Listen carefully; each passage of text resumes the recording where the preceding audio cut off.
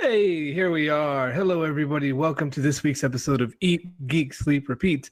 I am your humble host, Rich, and I'm here with my co-hosts, Justin and Taylor. Say hi, guys. Hello, guys. Hello. We are a pop culture podcast, and we record weekly here live on Twitch at 10 p.m. Central on Tuesday nights. We basically the last two episodes have just been Game of Thrones centric. But we're going to come at you with some more stuff today. A little bit of life, right, guys? All right. Taylor, did you catch any of that? I did not. Rich, I was with you all the way up until the end. I said we're hitting them with more variety because variety is the spice of life, right? Okay. Yes, I agree with you on that. Okay, good. Taylor, So, you with us? I'm with you. You know who's not with us anymore? Okay, go ahead. We'll talk about it. Let's let Taylor start since he had the biggest problem with the episode. Let's let Taylor start. Yeah. So starting out with, if you're listening, starting out with Game of Thrones. Spoilers. Taylor, go ahead. And we're not going through the whole episode. We're just hitting big beats. Of course. That's fine with me because I wouldn't want to relive this dumpster fire of an episode. Oh my God. Hot take. There are so many characters that just took super massive steps backwards in their character development. Sam's was last week. Missandei was this week. Daenerys has been making strides backwards for a while. And then also Tyrion, I felt like definitely made a really stride backwards, as well as Sansa. Now, I let me preface that by saying I am a Sansa fan. I do like the character. False. But what they're doing now, the whole dichotomy between her and Daenerys is unnecessary. It's very cringy and very uninteresting to watch to me. And see, I am on the opposite side of the fence. I love it because Sansa is like the only character that I think can see through Daenerys's games that she's playing. The games that I've called from the very beginning whenever I said that Daenerys is not a good person and that she does everything basically to better herself in the end. Well, if I may say something here, I 100% disagree with Taylor when it comes to the character fallbacks of Sansa and Tyrion. If anything, Tyrion is the glue holding this very thinly held together. Just, I don't know what to describe. If it wasn't for Tyrion, Cersei's archers would have fired. Oh, my bad. Sorry, wrong Lannister brother, not Tyrion. Jaime. I can see how you would get them mixed up. Yeah. No, Jaime's character just completely season one Jaime. No, and see, he went back to fuckboy Jaime. Nope, I completely disagree. I utterly disagree. Jaime, everything he's doing has an intention. You know, he's spoilers again if you're just joining us.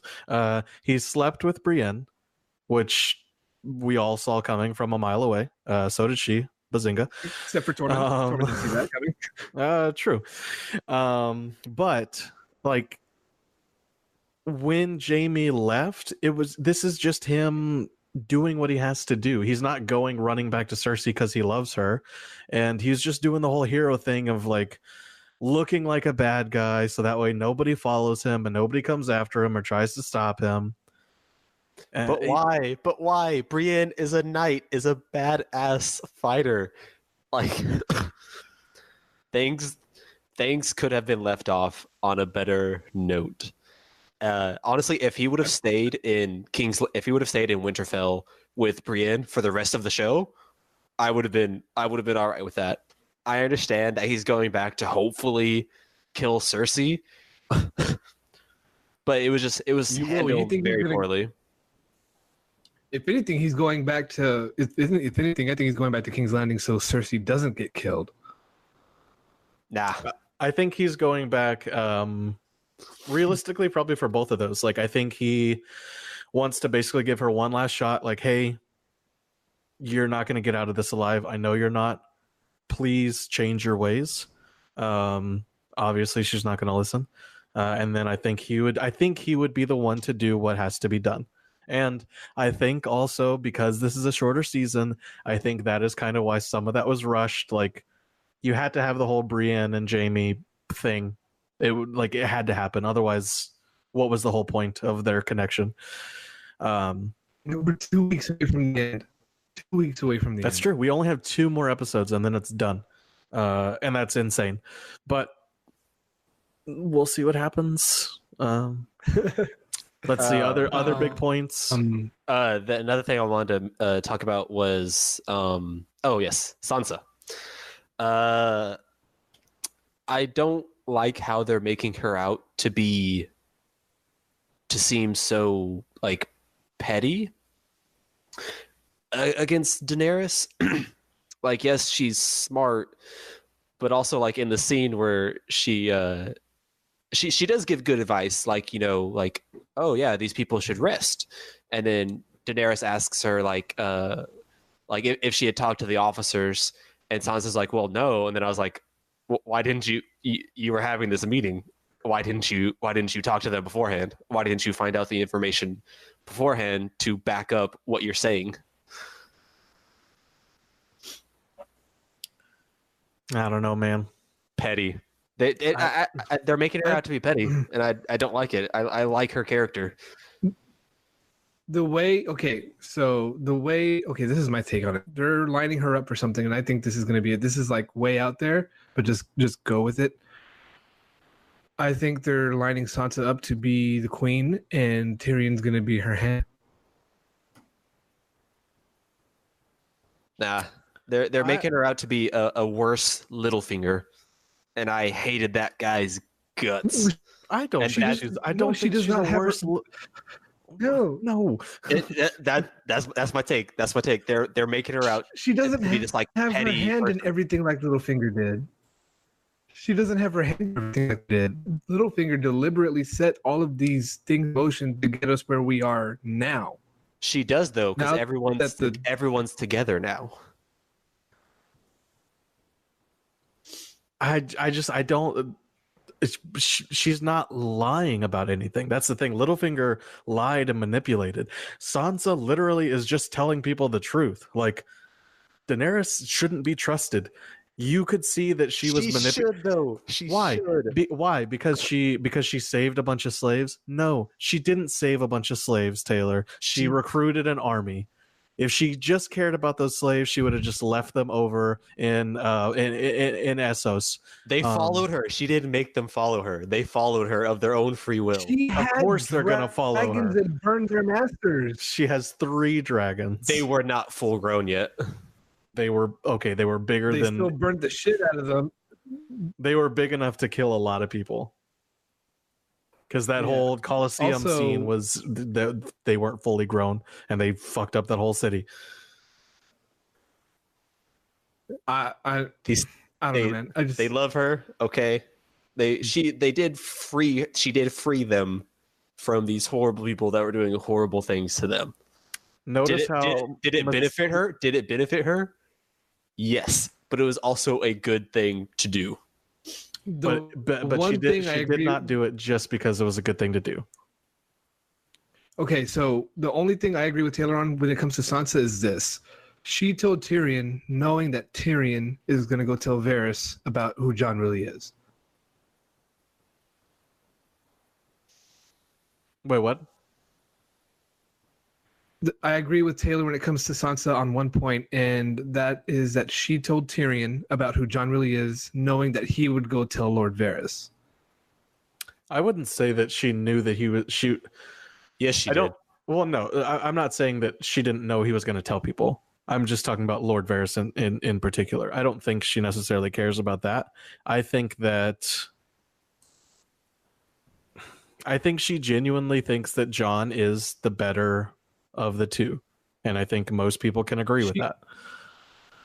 She knows that Varys is for the realm, as he said, he's made it known many times that he is for the realm. So if that little bit of information gets leaked to Varys, he's going to do everything he can because he knows that Jon is a better leader. That's true, but also like Varys has probably one of the best outlooks on all of this. Is like I genuinely think he is for the realm. Like in the beginning, they kind of make him out to be a very wishy-washy, like just jumps on the winning sides like person. Mm-hmm. But now it's starting to become like more and more apparent. Like he genuinely does just try to back the best person in his opinion, and I think that's good. Like I don't think that you should necessarily have allegiances to one person just because that was the first person you made allegiances to. I don't know. Like there's a sense of loyalty, but then there's also a sense of like stupidity. If you know that someone's not a good leader, like the Mad King, for example, why back him up? You know, and characters like Jaime and other people have revolted against those people because they knew what was happening was not right. I will say that that outlook is probably going to get him killed. Oh, definitely. If they're continuing with how they're writing Daenerys, which I don't agree with, but whatever. Because he did give that line last episode. He was like, "I told you that if I ever thought you were making a mistake, I would tell you." And then whenever he said that, her reply back in season 7 was like, "If you ever betray me, like I will kill you." And I was like, "Ooh." They brought up the first line, and the second line is going to be next episode. Yes, because the Red Woman did say that he's going to die in this country. Mm-hmm. Can we give a shout out real quick, get off subject to Wheelchair Bran in this episode? Yeah, his great line of, "You wouldn't want to be me. I live in the past mostly," and then he just gets wheeled away like a boss. Yeah, I'm. As episodes have gone on, I have expected less and less of Bran, and he's meeting my expectations now. You know, before I was like, he's gonna do amazing things. He's gonna go back in time and change everything, and it's slowly gone down from there. And now I'm like, yeah, he's probably gonna sit in a chair, say something very vague, and people are just gonna nod and stare politely. And it works every single time. They had that scene with after the war meeting of Tyrion and Bran having that conversation, and so I thought whenever they were going to talk in this one, Tyrion was going to say something to allude to that. Nope, no insight into that conversation, and that seems to be a really bad trend of this season so far. They just aren't showing you something, and so much is happening off camera that you're supposed to just kind of assume, or that they're just not going to tell you about it all. Yeah, that does seem like it's the maybe the internet's popular opinion is that this show has, kind of reaching its end as far as like story wise. It just isn't what it used to be, and to some extent, I agree with him, and then in other ways, I'm still enjoying it very much. Yeah, I mean, if you think about it, most of these characters got their payoffs already. So, I mean, Bran is Three-Eyed Raven, Arya is the savior of mankind. It's looking like Jon is going to be. He is what they want to be, the leader. If everybody finds out, Daenerys is looking like she's going to end up just like her father. I don't know what Cersei's endgame is, honestly. I never have known what Cersei's endgame is, besides just for her to be on the throne. That's it. That's what it is. That's her ultimate goal. I would say her ultimate goal is looking out for her and her family. I mean, I think Daenerys, her ultimate goal is to end up on the throne. Like she was literally telling Jon, let's just lie and not tell anybody. She was doing like the fake crocodile tears and everything, and then as soon as it got to that moment of like, no, you're not listening to me, I don't want you to tell anyone, like no tears, nothing. Her goal is to end up on the throne. And when Cersei's playing the whole you're my baby daddy game again, with Euron this time though. Do you think they're gonna play on him noticing that Tyrion knew she was pregnant at all? No, Euron's an idiot, and I don't think they're good. I don't think they're good enough writers right now to do that. Yeah, I mean, I would be surprised if they do play on that. Although, if they do decide to acknowledge it, I'm thinking maybe he tries to use that against Cersei, and then Cersei kills him. I could see that happening. Yeah. He kind of threatens to maybe tell everyone or something. I don't know, and maybe like while he's asleep, she like chokes him out or stabs him or slits his throat or something.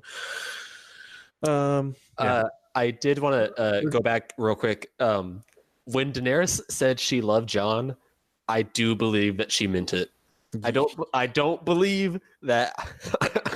I refuse to believe that all of that was fake. That all of that was for nothing. I'm not saying it's fake. I think that you can love someone for ulterior motives. I think she loves what he can do for her. Give her the North. That's not love, man. You got rose-colored glasses when it comes to Daenerys, man. I'm sorry. It's just she's bad. You're all gonna see how good of a person she can be. Okay, Taylor just doesn't want me to be right. What I've been saying since like season 6 or 5 or however long I've been saying this. Even if I 100% agree with you, I just don't want you to be right out of spite. Exactly. But also, I have reasons and facts to back this up. Anyways, predictions. Anyone? Well, last off, Missandei was beheaded by the Mountain. Yes, Missandei got her dome cut off, and then Viserion, Rhaegal. Oh yeah, Rhaegal. He got shot. Yeah, by a huge crossbow. In the middle of the episode, as they were flying, I thought to myself, I was like, Arby's scout ahead wherever they go, right? Like they always scout to make sure, they know where the enemy is. And as soon as I had that thought during the episode, arrow just hits him, and I was like, oh no, they didn't scout. They're stupid. Nope. I mean, surely. And they now we know why Jon them. wasn't on the dragon. Yeah, exactly. Yeah, plot armor. Like, just good thing I wasn't there. But yeah, so they died. And then we lost people just to goodbyes. I don't think anybody saw that coming. Like Tormund just saying goodbye. Sam saying goodbye. My boy Sam, what even is his story? His climactic moment was doing nothing and getting Ed killed in the final battle. His climactic moment is going to be that he writes the story of Game of Thrones. Because that's the most cliche ending that I guarantee that the showrunners will come up with. It'll be him, pen to paper. I've already called it, pen to paper. You're going to see what he's writing. It's going to zoom in. A Song of Ice and Fire. Boom, fade to black. Terrible. It's on the internet. Also, he impregnated a wildling, guys. Let's not forget that. And they're going to name him Jon. It gets lonely. It gets boring. There's only so many books you can read. Good for Sam, man. Good for Sam. Shout out to Ghost. I would have petted you, buddy. Yeah, predictions. So Grey Worm is going to do something stupid. Daenerys is going to do something even more by burning everybody alive. She's not going to. She's not going to. Taylor, Daenerys is going to show how good she is. Taylor, do you remember the visions of Daenerys being in the throne room covered in snow? Yep. That wasn't snow. That was ash. What's the snow going to come from? There's no Night King. She's going to remember that, and she's going to be like, no, like, I'm not going to become my father. I'm not going to do that. I'm better than this. It's too late. It's in her blood. It's her destiny. It's just like a rabid pit bull, man. When you're inbred like that, it's going to take over eventually. So there you have it. Not all the Targaryens were bad. Rhaegar was a really cool, they were all nice dude. But they were all inbred. Yeah, but like the one thing doesn't match. That inner fury. Her mind is going to boil because of her mom and dad being related, and it's just gonna go. That makes zero sense. What you're saying right now. I just want to make you mad, buddy. Causation does not mean correlation. Anyways, Okay. So, Yeah. Anyways, scoring. I'm gonna go ahead and give it a. I gotta give it like a 3.5. Oh my god! It is probably wow. also on. I think on Rotten Tomatoes, it's at like a 56 or 59%, which is like the second lowest. You can't trust Rob. Next to Unbroken, Unbent, or Unbowed, Unbroken, Unbent, which is I think the episode where Sansa married Ramsay. Yeah, but also that's just the internet, so you know. It's terrible episode. Terrible episode. All right, No, people aren't going to go good. out of the way to write good reviews. I'm giving it 7 princes in Cersei's belly out of 10. I will go. Man, I really like this episode. It reminds me of like good old Game of Thrones, full of like political ongoings, you know, making deals, backstabbing, people dying. I think I'm gonna give it an 8. Who put that Starbucks cup on the table out of 10? It was Sansa. She's out for Daenerys. We forgot to mention Gendry getting rejected and Bronn. Those things happened. Oh yeah. I mean, lots of things happen, but we're not going to go over everything. Yeah, but I do think Bronn showing up has major implications on what's going to happen, though. Yeah, I doubt it. I don't know what they're doing with Bronn anymore. He like even I don't know. I don't know what they're doing with him. I didn't enjoy that whole conversation. There's 2 episodes. They're not gonna do anything with Bronn. There's bigger fish to fry. So why have him there? Why have him there at all? Why have that scene? Because you have to tie up loose ends. Because otherwise, everyone's gonna be like, "Oh, what happened with this?" It's like, "Oh, Ghost leaves. Bronn makes a deal and dies." I don't know. Like people are just they're gonna tie everything up like super quick, so that way there's not loose ends, but it's not satisfying. Mm-hmm. Anyways, let's move on. Let's move on to Endgame. We've all seen it multiple times. I don't think we have to say this, but spoilers for Endgame. Let's revert and do our ratings first before we get into our thoughts. So, Justin? Oh, my ratings for Endgame? Yeah. Oh gosh. I don't know. A 9? Damn near perfect. I'm gonna go ahead and say. I mean, I'd give it a 10. I don't want to say 10 because that's perfect. Right. Everything can get better somehow. Yeah, there's always. I'm gonna give it like a 9.5. Like it was everything that I desired in a movie, just like to encapsulate 11 years, 22 films. Just it was, my heart was happy throughout the entire thing. Rich? I'm going to give it 8.5, only because they're losing half a point because of the over comedic kind of feel of the movie. That's fair. Other than That's that, fair. yeah. Other than that, it was great. But okay, let's go into our thoughts now. Let's break it down to first hour, second hour, third hour, if you want to. That'd be easier, I think. Yeah, I mean, or just in general. I mean, so let's just quick things. Like, so movie starts out and the first 15 minutes are insane. Like I'm just sitting there like, what is happening? You're getting again, spoilers if you're just joining. Okay.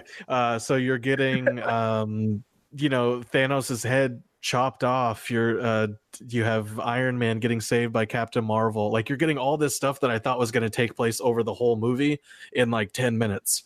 And then It was boom, on site with Thanos, man. Jesus Christ. and then boom, it hits you with the 5 years later. It's like, whoa, this is going somewhere I did not expect. But it was really cool. And then Thanos like, just wanted to solve his grits, man. yeah, like, so the beginning of the movie is very different than what I expected. Then it gets to the middle half, with like the time travel and everything, and that I think was exactly what I expected from the movie. And I will say, in my rating of giving it a 9, something that I think that detracts from the movie that not enough people talk about is the movie ends so strongly, that I think it makes people forgive a lot of the stuff that happens in the middle of the movie. The time travel stuff, most of it is pretty weak. Like, honestly, a lot of it is very just boring storytelling. Like, not even good character development or anything. I mean, you get Natasha and Hawkeye. Their whole thing is it's really interesting. These two characters have been together for pretty much the whole Avengers series, or franchise, and it's only fitting that it comes to an end, for them, like, together. So that was really cool. But then you have the whole Thor on his planet, and that was just so boring. Him and Rocket just don't. It's two comedic characters that just don't bounce off each other. I don't know. It was boring. Makes you think where Guardians is going to go, right? Oh yeah, no, for sure. And then you have New York, which was cool because it plays off of just all the nostalgia factors of like, hey, remember whenever we did that scene? That was cool. Remember that other scene? That was also cool. I like that we got Hail Hydra from Cap. Like they did it a different way than the comics did it, but it was a nod. It was a nod to the comics for sure. I didn't expect that. They set it up to where it's like, oh shit, he's about to beat all these dudes' asses. Like, it's gonna be awesome, and then he just Hail Hydra. It's like, oh. Yeah. If he had beaten them all up again, I still would have been happy.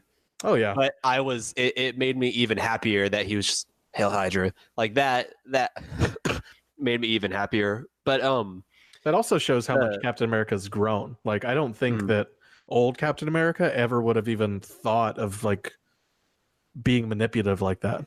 The one that he fought a couple seconds later? Yeah. Himself. Winter Soldier changed Cap a lot, though. So I think that's where most of his development came through. And Civil War. Also, this is the end game. You don't really need that much like character development, like you said. Like, all these people should already be developed at this point, and we should know where they're heading. And the time travel stuff, they kind of set their own rules, and then also break them at the same time. But to me, it kind of felt like, how at the end of a season, the like second or third to last episode will be like an episode where it kind of goes back over the events of the series. Mm-hmm. That's sort of like what this felt like to me. It felt fitting that they went and revisited all these moments, all these like really big moments in their past. Yeah, I mean, I don't even necessarily have a problem with some people are pointing out, plot holes and, oh, how does this time travel work, and yada yada yada. And the Hulk, I mean, he kind of sums it up with one catch-all sentence and is like, you can't change the future, because if you change the future, how would you have gone into the past to then have that change to begin with? So however it happens, the universe corrects itself to where no matter what you do, the future is going to remain the same. Yeah. And so that kind of eliminates most of the plot holes. But like I said, there's just boring or bad storytelling in the middle. They spend a lot of time with Nebula and War Machine, whenever really nothing happened. Like, they kind of sat around for a while. They knock out Star-Lord, which was funny. They get the stone, they go to teleport back, and then she gets caught. She doesn't get to come back. But it was just a ton of like, okay, I get it. Let's move on. It wasn't even that long. It was, though. It was like maybe less than 2 minutes of the movie. No. I'm willing to bet it was less than 2 minutes. The 70s stuff that we got, that was nice. The 70s stuff. Yeah, that was the coolest part of the time travel. Tony Stark getting to talk to his dad. That was probably... I'm not going to say my favorite part of the movie, but it was up there. Like it was a conversation that needed to happen. Mm-hmm. Yeah, when he told him everything's going to be okay. Everything's going to be okay. This is like, oh, okay. Yeah, I think that was probably a super important part of the 1 in 14 million possibilities that could have occurred. Yeah. And then the last hour, which was just chaos in the beginning, and then election, and then question, and then realization about what we lost. I don't think there's a more badass move in all of the villains that I've seen than Thanos just telling Nebula, go get the gauntlet. I'm just gonna wait. And he just waits for them to come. It was very Voldemort in the Forbidden Forest kind of thing. Whenever he's saying that like Harry's gonna come find him, that's what it reminded me of. It was like, yeah, that's true. Yeah, it was badass, but it's also one of those like the villain gets overly cocky, and that is his ultimate demise. Because had he been like, yeah, let's go find this thing together, like he probably just would have caught Hawkeye, and that would have been the end of it. You know, it was very important that he sat there and did nothing. And then of course it was really cool because then we get the the OG3 going at him. We see Cap dual wielding. Hold on. We get the OG3 for about 2 seconds, and then he knocks out Thor, knocks out Iron Man, and then he's fighting Cap. That's the main part of the fight, which is what I really enjoyed. But the three of them attack at once, Cap, and then boom, boom. And for everybody asking how can Cap control the thunder and lightning, you got to go back to Thor 1 when Odin tells Thor, whoever wields and whoever is deemed worthy shall possess and be able to call upon the power of Thor. So there's your explanation, people. Yeah, people. Go watch the first Thor because he was okay. He was hitting those Mortal Kombat combos on Thanos for a while. He was rocking him. He throws the shield, throws the hammer at the shield to make it like bounce back. I was like, yeah, oh my god, that was a callback to the first Avengers when Thor hit Cap's shield and that big like sonic boom happened, that like stunned Thor for like a split second. I mean Thanos. Yeah, that was really badass. And then he stands up and he's ready to fight Thanos and his army like by himself. He's like, you know what? I'll do this right here. Let's go, all of y'all. How are you going to avoid the I can do this all day? Come on, Taylor. I mean, like I expected him to say it. Yeah. But I understand why they didn't, since they had already made a joke about it whenever he fought his like past self. Yeah, it's already come up. They did that. They did the reference once. Like everyone in their head, like at a concert, whenever a singer stops singing and the entire audience just keeps singing the words, everyone in the audience was like, "I can do this all day." They were saying it. Mm-hmm. Yeah, so you get the cool that wide shot. It was so good, man. Yep. Almost as beautiful as the wide shots in Thor Ragnarok, because those wide shots in that movie have to be the best Marvel's ever done. I don't know, man. That wide shot of Captain America going up against everyone was just super impactful. Gash in his arm, broken shield. Right, and then you get the little static, and you're like, what is that? And then you just hear, on your left, Cap. Yeah. and which is awesome. Yeah. You know, call back to whenever Cap was running laps on Falcon. You cried. You cried when the portals opened. Don't lie. Oh yeah, no, I'm not ashamed. That first portal opens and you're like, yeah, like awesome. Black Panther. You see him. He gives him that kind of nod, and you know, Cap is just like, oh, thank God. I was ready for this, but I'll be honest, I wasn't looking forward to it. Yep. And then all the portals and portals, everything is opening, and then just people just keep funneling out. And not only are you getting, Avengers that got snapped, you're getting their armies. You're getting the who else? Like the Marauders or whatever their names were from Guardians of the Galaxy. Like, yeah, you're just getting literally everyone. I didn't see him in the movie, but I saw that he was on set. The dude who ended up with Yondu's he's in the final whenever it's panning over once everyone is out. I'm pretty sure you see like a quick shot of him. I just wanted to hear the little whistle, and I just wanted to see that thing, the little dart just flying through people. That would have been so cool. I do have a question though.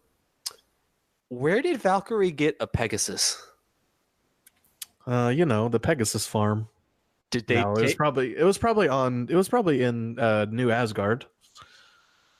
Did they take it with them on the ship, and then they took it with them on the escape pod once Thanos attacked? Probably. I mean, how many Pegasuses are there? Pegasi? Pegasi. Because I mean, if there was only one, then it would have survived Thanos' snap. I'm assuming. I mean, didn't her Pegasus die whenever she fought Hela? Or no, she escaped on it or something. No, I don't remember. I don't know. I saw her on it. And I was like, Pegasus died. I was like, that's cool, but where did you get that? Yeah, so many questions. So yeah, it was. But it ends great. The theater I watched it in the first time. Yeah, the theater I watched it in wasn't that hyped. Throughout, I guess it was on a Sunday. So I guess the 3 days was kind of past where the people that were going to react out loud reacted. I had mostly a quiet crowd. Taylor and I went to the same showing. It would have been 11:30 on the Thursday that it came out, and our theater was hype. When the final pan down of everyone, and then it gets to Cap, and he says, "Avengers, assemble." The crowd was loving it. Yeah, and this was probably the one time where it didn't annoy me.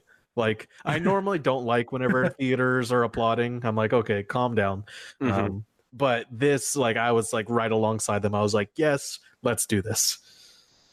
It was so just, my heart was full of just happipiness, and like it was everything I wanted in the big just like battle between all of your heroes and all of your all of the bad guys. Also, I do gotta say, the children of Thanos, they went out like really easily again. They didn't put up that much of a fight. Okay, so before we wrap it up, let's count the dimensions we think are still left open since Cap went back. So there's 2014 Thanos. He left, never came back. So there's that reality, right? So there's one. In a sense, yes. Do we really think Cap went back and let everything happen the way it was supposed to happen? Or do you think he put a stop to it? Like, he stopped Hydra before. He stopped Bucky from killing the Starks. Like, honestly, I don't know. Like, see, that's whenever the movie starts to kind of lose its footing in itself. Like, first of all, like, how would Cap even go back and return all the stones back to where they originally were? Main one being the Soul Stone. You're telling me that he went to this other planet, had some interaction with Red Skull that we don't get to see, but I would have loved to have been in that room. And then he's just like, here you go, bro. I don't know. Let me kill this calf for you. I don't know how this works, but here you go. I'm sure he used he returned all of the stones And then the last one he returned was the space stone, more than likely, and that's how he used it to get around to these places. I mean, but how do you return the soul stone? Return it to Voromir, and I'm pretty sure he gave it to Red Skull. They had some sort of interaction, and Red Skull knew how to like return it. Like I'm sure he wasn't just like, oh, what do I do with this now? Like it's I don't know. There are questions for sure, but like Cap isn't dumb. I'm sure they planned it out before he went back. I mean, I'm not saying Cap is dumb. I'm just saying that I don't know if that is possible. That's like buying a mattress and then trying to return it. Like you just that's not how that works. Well, most mattresses come with a 100-day guarantee. Justin, do you think the Soul Stone has a 100-day guarantee? I mean, I don't know. That would have been an interesting conversation between Cap and Red Skull. Do you have your warranty? Yeah, sorry, it's out of warranty. Oh, you tore the tag off. Oh, you know, where's your receipt? See, 2014, 2019, 5 years. It's past the limit. Yeah, that's the old model Soulstone. Oof. Yep. But yeah, I think like once you start trying to get into the dimensions, it gets weird. But they had to set up their TV shows. Loki escapes with the Tesseract. Yeah, which is going to be Loki's there's TV a 2014. show. Yeah. Do we think there's a 2014 where? Do we think since Natasha sacrificed herself, that splits itself into a different dimension? Since there's no Natasha, potentially, like after that timeline. No, there would be because that was future Natasha. Yeah. Yeah, basically, future Natasha is always going to go back in time and have that happen. Yep. Like that is future. Yep. That is Natasha's timeline. Yep. But honestly, if I'm being honest, I don't think they're going to touch on any of that other than, and we'll get into this with Spider-Man. I don't think they're going to touch on much of those things, at least in the MCU. I think they'll, like Taylor said, I think they'll use it for their TV shows to kind of explain how these TV shows can work. But I don't know if they'll touch on like how it all ties into like the main one. I think they'll do like little spin-offs here and there, but I don't know. Yeah. So before we move on to Spider-Man, was there anything else you wanted to say about Endgame? I am so happy that Cap got to live his life and, you know, go back and marry, you know, Peggy Carter, have a life, presumably like a family. I am a little sad that he didn't take Bucky back with him to also have a life. But, you know, just, you know, there's going to be the Falcon and the Winter Soldier, or I guess now Captain America Winter Soldier show. I don't know what they're going to call it yet. Falcon America. Yeah. Probably just Falcon and Winter Soldier. Mm-hmm. Let's see. Takeaways. I think Scarlet Witch is going to be a whole lot more important than she's been recently. Did you see how easily she was fucking Thanos up? Yeah, she almost single-handedly killed Thanos. That was the first time that we ever saw Thanos genuinely scared. Yep. He had to use the Power Stone just to fuck her up.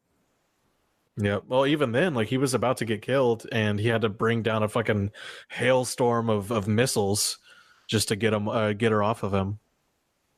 She is probably the strongest. Either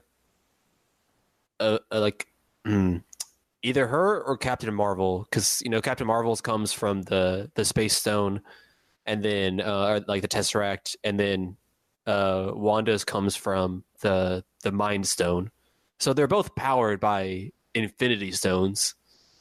True. So I wonder who would win in like if they ever like clashed. Civil War 2. Well, I think they're. I can only hope. I think they are going to be more important though, because now they're getting into like with Doctor Strange, Scarlet Witch, and now Mysterio in Spider-Man. Like they're buying more into like the magic side of things. So I think that Scarlet Witch is going to play a huge role going forward. Do you think she could be our gateway into the X-Men coming into the MCU? No. No, I don't. I think I don't think they're ever going to call her a mutant. I don't think Magneto is ever going to be her father. I think the multiverse is going to be the gateway to the X-Men. Seems like the easiest way. Mm-hmm. Without having to explain, like, hey, where were all these X-Men during the entire events of all of this? Yeah. I think that's the easiest and safest bet for sure. So you mentioned Mysterio. So, go ahead. Before we move on to Spider-Man, I do want to say Robert Downey Jr.'s performance as Iron Man has been just phenomenal, and it really I don't know if they could have cast someone better to play that role, to be their linchpin, to be the one that like catapults the Marvel, the MCU forward. And it's gonna be sad, now that he sacrificed himself. It's gonna be weird watching a Marvel movie knowing, there's no Iron Man, there's no Tony Stark. But it just is. And you know who we have to thank for Robert Downey Jr.? Jon Favreau, because it was going to be Tom Cruise. Oh, I like Tom Cruise, but I'm glad he didn't play Iron Man. We can thank Jon Favreau for Robert Downey Jr. as Iron Man. It was meant to be. Robert Downey Jr. was the 1 in 14 million possibilities. Mm-hmm. Yeah, no, he did a fantastic job. Okay, it's going to be weird moving forward, but him and Chris Evans. I think they have solidified that their footprints will ripple throughout the remaining MCU, and we're going to get into it. But the Spider-Man trailer, it was actually really surprising that they acknowledged what they did. I didn't think that they were going to do that. I thought they were just going to blow right past it. Well, real quick, before we jump into Spider-Man, do y'all think the Tony Stark smithing the first Iron Man suit at the end of the credits was intentional or just a nod? I would say it's just a nod. I mean, intentional how? Like, does it hint at something intentional? Like, yeah. No, I don't think it hints towards anything. I think it's just a callback to, like, the launch of it all. I mean, maybe the launch of it all, but I was thinking more along the lines of, no matter your beginnings, like, that doesn't necessarily determine how you're going to end your story. I think it's always important to remember at the end of someone's story, like, where they began and how far they've come. So I think that was like, this is where it started. It started in a cave in Iraq. Such unexpected beginnings led to, basically the salvation of Earth as they knew it, of the universe. Yep. All right, well, let's move on to Spider-Man then.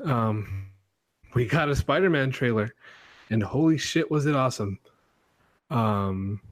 We get Tom Holland warning us that there's going to be spoilers for Avengers Endgame, which was nice of Marvel and Sony to throw in there. That was cool. But funny enough, so Alamo Drafthouse posts that trailer on their Facebook, and of course Facebook, auto plays videos. And I wanted to see what people were saying about the trailer, so I looked at the comments, and the one and only comment on there was, "Wow, I can't believe you guys put this on there, even though there's spoilers for Endgame and blah blah blah blah. Like, you guys are such jerks." I was like, dude, it auto plays, and there's like a good 15 seconds of Tom Holland sitting there saying, like, "Hey, there's spoilers coming. Look away." It's like, what are you talking about? People just like to complain. Yeah. We get hit with an Iron Man mural, like, right off the top. Teary-eyed Spider-Man talking to Jon Favreau. Happy. Number one, Yeah. My number one question for this movie: did everybody involved with Peter Parker get vanished into Snap because they would all be 5 years older and not in high school anymore? It would have to be that way, yeah. It seems like everyone important. Like I'm sure maybe some random students, but like as far as like his friends and like Flash and stuff, I think they all got snapped, which is lucky. Yeah. I for hate that him. they're making Flash lovable. I hate that they're making Flash lovable. Why do you think Flash is lovable? He gets sack tapped, and then he's like, "You work for Spider-Man." He's got a lot of comedic stuff. He's supposed to be hated. You're not supposed to like Flash. That's not lovable though. I still dislike the person. I think it's perfect because in the comics, like that's the funny part about Flash is like he hates Peter Parker, but he loves Spider-Man, and he doesn't realize that's the same person. I think Joe Manganiello played like the perfect Flash in the first Spider-Man, and we didn't get to see him evolve. I think with Tobey Maguire. I think that they went in like a different direction with Flash. Like they didn't go for the stereotypical jock. I think they went for a bully, or like, for lack of a better term, douchebag. That is a Chad. I wouldn't call him a Chad. I think he's definitely he's just a douche. He's just a but he's somebody that kids going to see Spider-Man could be like, that's a bully. I know that kid and I don't like him. I think the jock thing ran its course. I like, it's not a big thing like jocks and cheerleaders and stuff. I don't know, but I wouldn't say that Flash is lovable. My favorite line out of this whole thing, whenever Fury is talking to Peter, and he's trying to convince him to come, and Peter's like, "No, I can't do this. What about so and so? What about so and so?" And he's like, "I can't do it. I'm just this regular old person." Favorite line. I'm just a friendly neighborhood Spider-Man. And Fury's like, "Bitch, no, you aren't. You've been to space." Yep. I'm glad. Like I don't know why that was so funny to me. It was just like, yes, like stop saying that. It was also great too whenever it was like whenever Nick Fury was calling him and he was like, "I'm not answering it," and Happy was like, "Well, I'm not doing it. Like I don't want to talk to Nick Fury." It's just like nobody wants to talk to Nick Fury. Does Peter Parker realize that he held like the strongest power in the universe in his hands? Like, does he realize the amount of power he had when he was holding the gauntlet? I would say no. Oh. Like somebody tweeted at Tom Holland, like, "Why do you always have this stupid expression like you don't know what's going on in your face in all these movies?" And he tweeted, "Because I don't know what's going on." Like that's perfect. That's true. I think Tom Holland plays a great Spider-Man though, and So getting into the trailer, I mean, like you said, it opens up with the Iron Man thing, the Iron Man mural, and pretty much the whole trailer is based all around like moving beyond everything that's happened.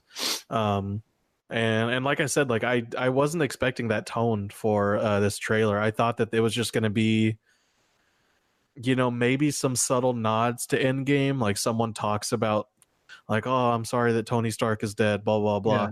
But I didn't think that it was going to have such impact in the story, and it seems like that's the catalyst of what's going to spark like Peter Parker and MJ's like relationship.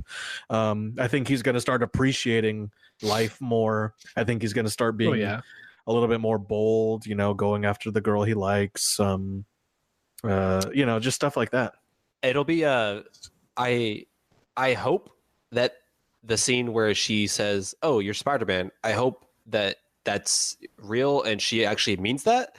I really hate the whole storyline of like, "Oh, I can't tell the person that I love that I'm this," and it's like, "Oh, they almost find out," and then that goes on for a couple movies. I'm like, no, just get that out of the way. We've seen it before. Yeah. We get it. I understand this. I don't think that that's a genuine line. I think it's going to be like, "Yeah, you're Spider-Man." And he's going to be like, "What? No, I'm not. No, I'm not." And then she's like, "Yeah, I'm kidding. Come on, Peter. Like, what are you talking about?" It's so played out. So it is, but Spider-Man. I know they're saying that this is like the epilogue for Phase 3, but do we think the introduction of Mysterio could be Phase 4's big villains being the Sinister Six? I don't think the Sinister Six are big enough to be a villain like that. Yeah, I also we got don't- Scorpio. I don't know if they're gonna make Mysterio a villain in this. I don't know. Just Oh yes, they are. He's Beck's a liar through and through. I mean, in the comics, he's a liar. no, don't get me wrong. He's an actor. I know he's an actor, but like the fact that his whole thing is based around the multiverse.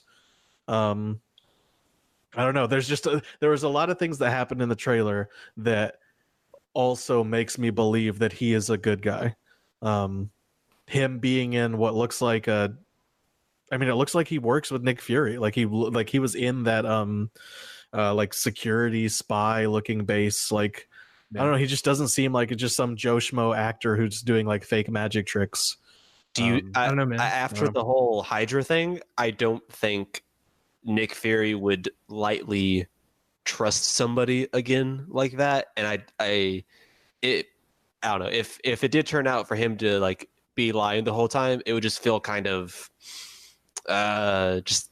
cheap and just like really like Fury would have seen that. It just depends on how I guess it's played out. Like if they do it in some like really different way, then maybe. But I just hope it's not I hope it's not just like a face value, like aha, I was an actor the whole time, sort of thing. Something like, might happen that turns him evil or something like that. Maybe, or if his whole thing is like he's from the multiverse, but in the multiverse he's nobody, and he sees this as an opportunity to be somebody in this universe. Like he can be a hero because he can do things that maybe people in this universe don't really do, but in his universe it's very like commonplace. It could set up the main universe's Mysterio, who like sees on the news sees like this other universe's Mysterio, and then that's where he starts acting and pretending like him, and he's like, oh yeah, I can do that, but everything he does isn't what that dude can do because he's just a regular Joe Schmo who is good at like magic tricks and like illusions and deception. I like that, Taylor. I didn't even think of that, but I like that. Mm-hmm. What do we think the elementals are? Initially, I thought they were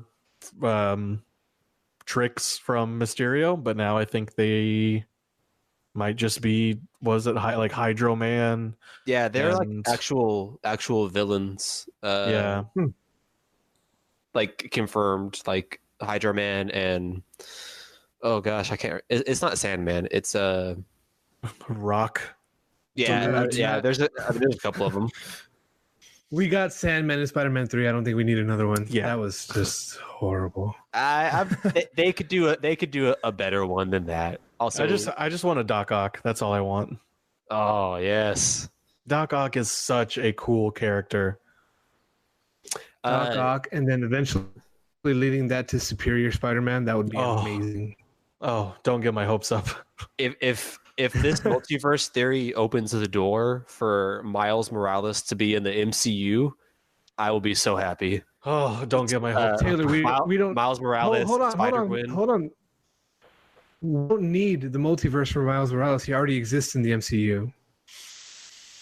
Do not forget, his uncle is the one that. Yeah, his uncle was the one that webbed to the trunk of the car. Yeah, you're right. Yeah, I forgot that. Peter is so young in this universe, it would take a while for him to for it to make sense chronologically. Not if Miles didn't get snapped. I mean, these are all good points. He would be 5 years older, closer to Peter's age. Yeah, that does make sense. These are all valid arguments. Either way, if they wanted to bring him in, I would be more than for it. I would love it. I love Miles Morales. And Spider-Gwen, I still haven't recovered since Gwen Stacy died in The Amazing Spider-Man 2. R.I.P. Emma Stone. I'm never gonna get over it. My back still hurts to this day watching it. That might be one her of career died along. Oh, her career died with her in that scene. R.I.P. Emma Stone. Okay, so that was the trailer. What else we got? Keeping it in the MCU, rumors have emerged that Black Widow has begun pre-production. The Black Widow movie. Have y'all heard anything about that? No. Nothing confirmed yet. Yeah, I mean, I would be. So I guess I wouldn't be surprised. what I read on comicbook.com, yeah, what I read on comicbook.com is that Scarlett Johansson is on site in the same place where they shot Rise of Skywalker, which is where this movie is said to be filming. Crossover. I mean, how would that even work though? Like a Black Widow movie now, would it just be like a throwback, just something to give Scarlett Johansson? I mean, do we go into realities when he's returning the stones? It'll probably be like I'm just thinking like origin story. I don't know. Yeah, when she's a spy, when her and Hawkeye are working together, maybe we finally get the Budapest mission. Oh yeah, okay. Yeah, I mean, I don't think it'll be big. I mean, I think I don't know because I can't see it. I can't see it like leading to anything else. You know, like I think it'll just be like a self-contained, like one and done sort of thing, like Venom. Yeah. Let's see. We got excuse me. We got the 3 new release dates for the next Star Wars trilogy were announced today. Yeah, and they also pushed back Avatar. Yeah. So, I mean, what do we think? Is this going to be the Knights of the Old Republic thing that everybody's been talking about, or? I hope so. Knights of the Old Republic has always been a favorite of mine, just because there's so much more Sith and Jedi around. It makes it feel more. It feels better. Because also eventually that could lead into a Darth Bane movie, which would be just peak Star Wars. Let me see. What else do I have here on the thingy? Just something to touch on. The Sonic trailer. We didn't talk about that last week. We covered it a little bit. Thoughts? Oh, did we? Did we? Yeah, we did. We covered it, and none of us enjoyed it. Yeah, it looks meh. But whenever we talked about it, the whole like them remodeling Sonic didn't happen yet. Mm-hmm. Oh yeah, that's true. Which I think I've said this on Twitter, maybe, or it might have been on Twin Stick Radio. Go check it out. But I think that if they are willing to go back and remodel Sonic, I think that means that they have hope for the movie. They don't think that it's just a lost cause, which is good. I mean, it's not just like a throwaway thing. Yeah, because like a ton of people make movies that are garbage, and they know it's garbage. It's just a cash grab, and they just throw it out there, and they make their money back, they make some profit, and then they move on. But with this, maybe they genuinely think, hey, this can be good. The writing is good. The jokes are good. Jim Carrey's good. We don't want people to not see this just because Sonic looks bad. Maybe I'm being over optimistic. Maybe they just want to make money and they think that doing this will help. Sega has come out and said that they are not really working on any new IPs right now. They're going to really focus on their core games and IPs that they've already made. So maybe Sega doesn't want them messing up Sonic so bad that people don't want to play Sonic games or anything with Sonic anymore. So it might have been a big call from Sega as well. I mean, it's honestly probably a combination of all of those things.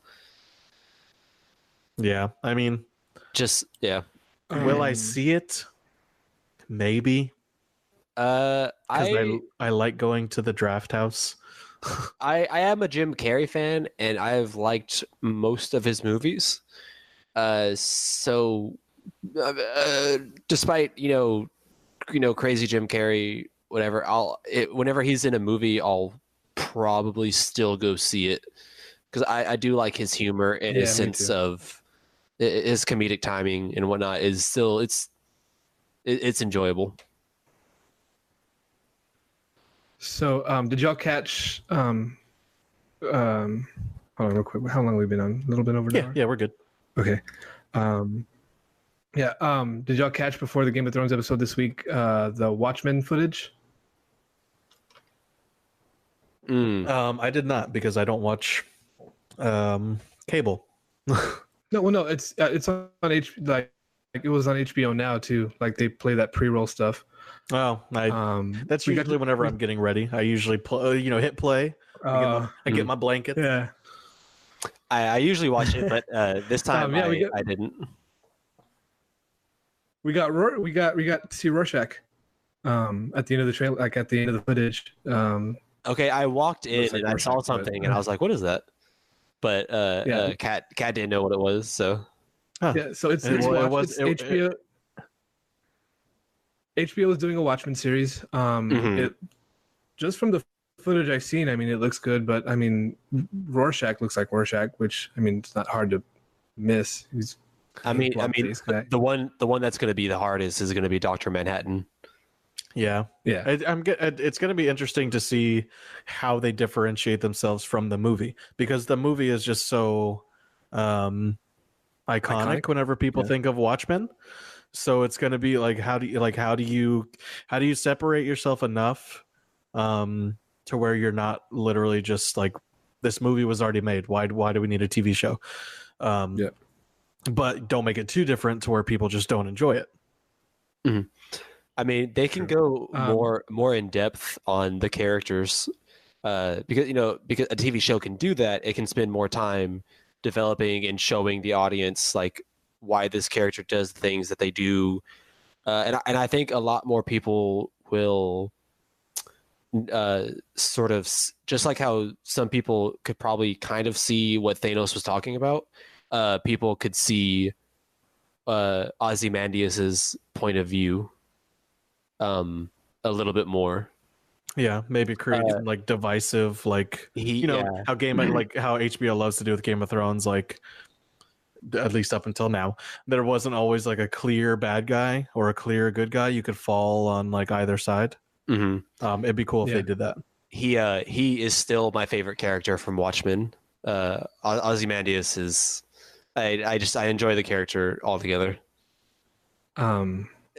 Questionable choices for sure, but I enjoy the character. I like Rorschach, but also I like Jackie Earl Haley, like the actor who played him. So that helps too. Yeah. Not a good choice for that dude to play Freddy Krueger. Just throwing that out there. I think it is a perfect choice, because not to hate on Mr. Haley, it's very fitting for how he looks. But he wasn't good. He just wasn't good. The movie had other problems more than just Freddy Krueger. Okay, so I just got a notification that The Witcher Netflix series wrapped today filming. Ooh, I'm excited for that. So that means trailer incoming soon, hopefully. That I'm actually, Henry Cavill was an interesting choice. He had a lot of free time now, so yeah. But shit, man. Netflix is doing some good stuff with all these properties. Yeah, I'm excited that it's Netflix. I love Netflix's original model, I guess. I just like that, like, Netflix makes really good shows or movies and then just puts them out. You can watch all of it. Yep. Oh, all at once. Yeah, like it's great. But then you binge that in like 2 days, and you're like, "What do I do now for the next year?" Right. Let me rewatch this about 1 million times, which I have done. The new season of Lucifer looks really solid too. Like, it looks really good. How he's like obsessed with Eve, and that could be the downfall of him. And see, I haven't watched that yet. Cool. There's so many Netflix originals that I still need to watch. I was hoping that Netflix would pick up Constantine from CW, but it doesn't look like they're going to. Oh, speaking of CW, they did finally order a full season of Batwoman. Oh, How was that? I Mhm. didn't get to see the crossover. Like, she looked real gimmicky in like the screenshots that I saw. She was badass. Oh my gosh, what is her name? Ruby Rose. Yeah, Ruby Rose. Yeah, the perfect casting for that sort of like I don't care, like kind of like badass Yeah. kind of demeanor that you have to have, if you're living in Gotham, like to survive. Yeah. So she definitely pulled it off very well. You don't see too much of her, but you see enough to go. I want to see more. I want to see more of what you do, of you being a hero, or just someone who's like, I'm not really a hero. I'm just doing this because you're all shitheads. Yeah. Okay, so did y'all watch? Speaking of shitheads, Mm-hmm. Ted Bundy. Oh, What a great movie, right? What a Did y'all watch it? fantastic movie! I love that movie. It was so Taylor, good. did you see it yet? I have not seen it yet. Oh, would recommend. Yep. Mm-hmm. Okay, so Zac watch Efron it before we record because I want is to a talk about this dreamboat. next week. It's so good. They make you feel bad for Ted Bundy. There are multiple so great. times. There are multiple times, and this is not a spoiler because it's Ted Bundy. There are multiple times where I'm watching this movie and I'm like, man, I hope he gets out of this okay. Yeah, like, And then it hits you like, wait, this guy's a fucking psycho. It's Zac Efron and the writers, everyone who was a part of that movie did a fantastic job. It was so good. So good. Yep. Man, just that final scene too, like in the visitation room. Ooh. Do you feel like it's a good thing for movies to try and sort of romanticize, people like him that did stuff like he did? I would say that they didn't necessarily romanticize him. I think some people are taking that and running with it, like in headlines. They did a good job at showing how he was able to do what he did, because the real Ted Bundy, lots of people talked about his sex appeal and his charisma and all these things that were just charming. Yeah, just charming. And it's really easy, hindsight 2020. He's a murderer. How could he be that charming, you idiot? But then this movie does a good job at showing like it is kind of easy to fall for someone who is just that charming. So perfect cast. Perfect casting. Yeah, it was a great casting choice. I wouldn't say that they romanticize him. I think that it just does a really good job at showing just how everything happened. And they do a really good job, not to spoil anything, they do a really good job at showing you what does happen. And that kind of like, it's not filmed in a way of like, oh, did he do it? Did he not do it? Sort of thing. There are parts that are like that, but then it does kind of hit you at other parts where it's like, oh fuck yeah, he did it. He's just trying to get away with it at this point. Yeah. If it was like oh, I don't know, did he do it? Did he not do it? You decide. Then I think it would be a little like, should we really be glorifying this guy? But they do a good job at showing the real stuff too. And they do a good job of not letting you romanticize him by showing you how he fucked up this woman's life that was in his life. Mm-hmm. To the point where she was ready to break. Like, he just kept on telling her, I didn't do this. I didn't do this. I didn't do this. And she kept on trying to figure out if she believed him because that was her fiance. Mm-hmm. And it's crazy, man. And John Malkovich is so good as the judge. Yes.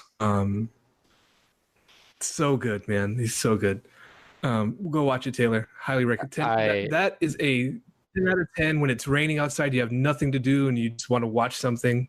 Just watch it, man. It's worth the 145 that it takes to watch this movie. I will put it on my list. Another thing I want to talk about next week, if you haven't watched it, is the series finale of Gotham. Yes, So let's put that on our list.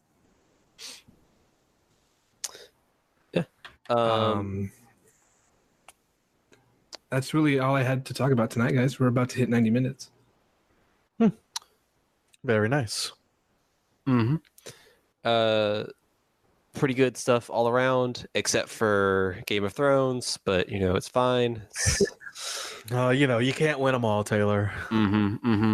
Yeah. Um, So if anything else before I start wrapping it up, guys? No, not for me. Nope. Take us away, Rich.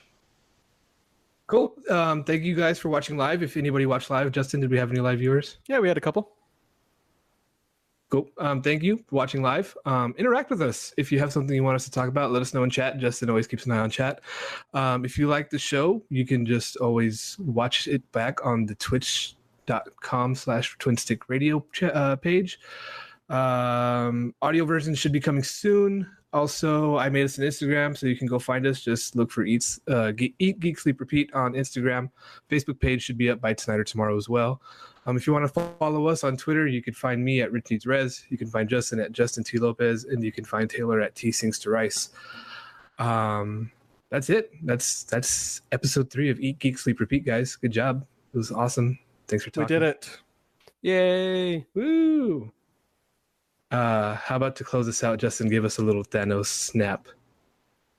Ooh. Okay. Here we go. I am Justin.